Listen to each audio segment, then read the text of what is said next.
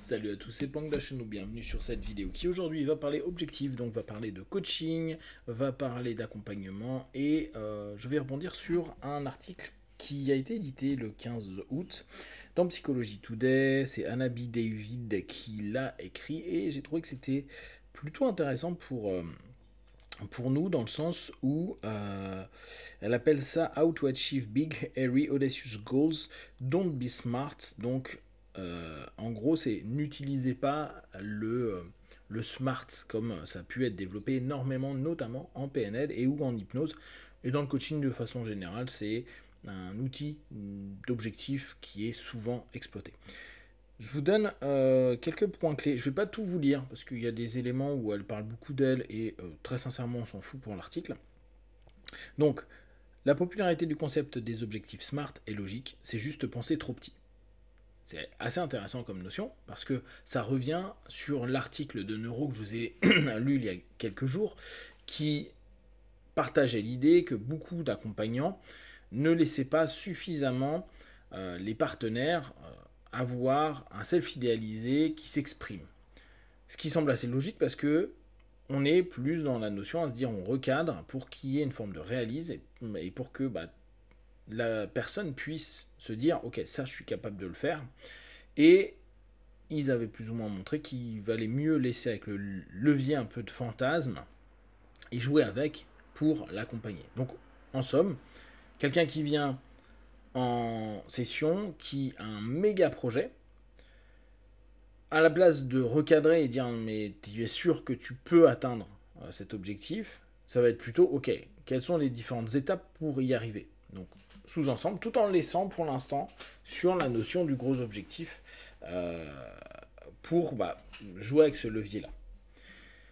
Moi, d'un point de vue empirique, c'était pas forcément ce que j'avais constaté. Néanmoins, en ce moment, ils sont beaucoup là-dessus. Et elle rebondit un peu avec cette même idée. Bon, vous verrez, il y a un petit peu de côté loi d'attraction qui peut, pour certains d'entre nous, d'entre vous, agacer un peu.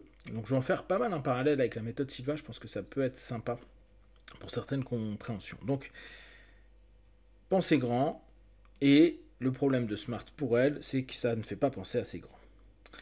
Elle a utilisé donc un système qu'elle appelle GAP, qui est en gros de fixer ses objectifs, de mettre en action et de voir les progrès.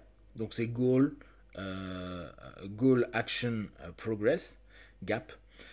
Nous avons 42% plus de chances d'atteindre un objectif si nous l'écrivons. Mais écrivons-le comme s'il avait déjà été atteint. Alors là, on arrive sur un élément que je trouve intéressant et qui, pour moi, était plus clair par une notion de la méthode Silva.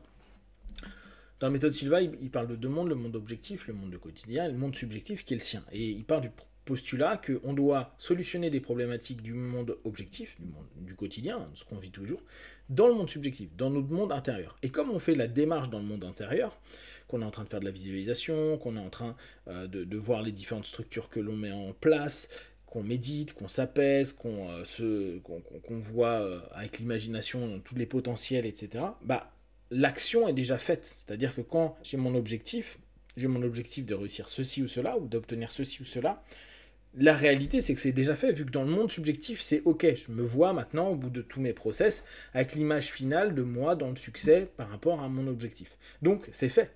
Et l'écrire au présent à ce moment-là, c'est ok, parce que c'est ok dans mon monde subjectif. Même si le monde réel, pour l'instant, je suis au niveau 1, parce que je suis au premier pas de ma démarche. Ça, j'avais trouvé que c'était intéressant, cette notion de se dire, dans mon monde interne, c'est déjà ok. Maintenant, je vais mettre en place les actions, je ne suis pas en train d'être passif, pour que ça devienne cette réalité, mais pour moi c'est déjà ok. C'est pas ça va se passer, ça s'est passé parce que je suis déjà dans cette notion, j'ai déjà visualisé, créé, construit, utilisé mes émotions, etc. J'avais trouvé cette notion, en tout cas pour moi, ça m'avait vraiment donné plus de consistance sur cette notion de mettre les objectifs au présent. Donc, lorsque Doran a inventé l'idée de Smart en 81, il ne savait probablement pas à quel point ce serait populaire. La prolifération du concept a du sens. Donc, je vous rappelle, SMART, spécifique, mesurable, atteignable, réaliste et temporel, sont des concepts attrayants. Ils permettent à chacun de réaliser ce qu'il veut. Mais je crois que SMART peut être en fait stupide, hein, c'est un jeu de mots entre smart, intelligence et stupidité, si vous voulez réaliser des choses extraordinaires. Bon, après, elle papote un petit peu d'elle. Quand il s'agit d'atteindre des objectifs audacieux, je vais vous présenter ce que j'appelle le GAP, qui signifie Goal, Action, Progress. D'accord? Donc après, elle nous dit qu'elle a une vie de galère et que maintenant elle est successful. On s'en fout. Qu'est-ce que le GAP? Voici comment le GAP se décompose. Fixez un objectif ridiculement massif et écrivez-le comme s'il était déjà produit. Donc, on revient sur ce que je viens de vous expliquer il y a quelques instants. Notez les actions spécifiques que vous allez entreprendre pour atteindre l'objectif. Pour moi, ce qu'elle explique, hein, c'est vraiment du baby step. C'est se voir là où on a envie, commencer à voir les différentes étapes, se voir réussir les différentes étapes, être OK qu'il y ait peut-être des éléments qui soient pas si simples sur certains aspects, mais être tout le temps hyper motivé par l'élément final, et puis le succès de toutes les petites étapes qui se cumulent et qui se dit ouais, on y arrive, on y arrive, on y arrive. J'ai déjà réussi à faire ça, bah je vois, même si là ça a foiré, pouf, j'y arriverai parce que j'ai déjà réussi à faire 20%, 30%, 40% du projet. Et après, il y a le côté un petit peu plus loi d'attraction. Laissez le temps passer, n'abandonnez pas et notez vos progrès uniquement après avoir donné à l'univers une chance de vous aider à atteindre votre objectif de manière bien plus importante que vous n'auriez jamais pu imaginer. C'est très loi d'attraction. Si on reprend par rapport à la méthode Silva, c'est attente positive, d'accord. Dans Silva, lui, il est beaucoup dans la notion de désir. Il faut que vous ayez un désir fort. Croyance, croyez en ce que vous allez mettre en place. Et puis action, quoi, c'est attente, mais en fait c'est attente constructive, attente active, parce que bah, il faut que vous bougiez le fesse, sinon il se passera jamais rien. Ce qui est intéressant dans la notion de univers, c'est de se dire, bah, vu qu'on est ouvert sur nos objectifs, on va avoir plus de chances, vu qu'on va être souvent plus enclin à observer, regarder, écouter des choses et oser aller vers parce qu'on a cette idée en tête de dire moi je veux réussir, je veux y arriver, donc peut-être qu'on va s'incruster dans une conversation de personnes qu'on connaît et parler de quelque chose parce qu'il y a quelque chose qui nous a titillé, etc. etc. Ça, on s'en fout. Ça, c'est à nouveau sa vie. Donc, comment formons-nous le gap?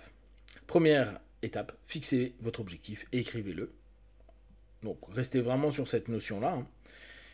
En 2015, le collège dominicain a prouvé en fait que vous avez 42% plus de chances d'atteindre un objectif si vous l'écrivez. Donc, écrivez, vraiment utilisez un petit stylo et écrivez. Et c'est bien. Vous savez que c'est beaucoup développé ces dernières années, et d'ailleurs même des séries qui en parlent un peu, les bucket lists. Et bah faites des bucket lists avec plein de petits projets, plein d'objectifs au quotidien, à l'année, à la décennie, à votre vie. Il y a plein de choses passionnantes. Moi, j'ai vu des personnes faire des bucket lists complètement incroyables et tous les jours, ils s'attellent à quelques éléments de la bucket list. N'hésitez pas à aller voir ce qu'est une bucket list. Éventuellement, je ferai une petite capsule dessus. Voilà, bon. Hop. Elle parle de spécificité, hein, donc n'hésitez pas à être assez spécifique sur ce que vous voulez mettre en place comme type d'action. Puis après, attendez et notez vos progrès. Donc là, on est vraiment dans cette notion assez pratique de vous attendez, mais bien sûr, vous bougez, vous mettez en place des points clés, des actions. Vous restez là parce que vous devez, bon, alors elle parle d'univers, mais on s'en fout un peu.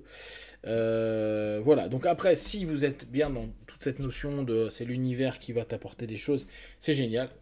Si vous êtes plus dans mon subconscient, ma visualisation m'ouvre un ensemble de perspectives et de possibilités qui me permet d'être plus ouvert à plein de choses. Et dès lors, bah oui, la vie t'offre des opportunités que tu es capable de voir, mais vu que la plupart du temps, on ferme un peu les yeux parce qu'on est juste centré sur soi. Et c'est une bonne idée, hein, dans les objectifs, se dire, vous avez vos objectifs, vos actions, restez ouvert parce qu'il se passe plein de choses. Et parce que maintenant vous avez une ambition et quelque chose qui vous anime, vous allez être beaucoup plus ouvert à plein de petites choses qui vont certainement nourrir vos possibilités. La vie est quand même pas mal abondante pour nous qui vivons en Occident, dans cette ère-là en tout cas. Si vous avez des questions et des remarques, partagez sur Facebook, YouTube, j'y répondrai le plus rapidement possible. Et comme d'habitude, de tout ce que je propose, ne prenez que ce qui est bon et juste pour vous tester, observer, analyser et conclure. Be one. Ciao.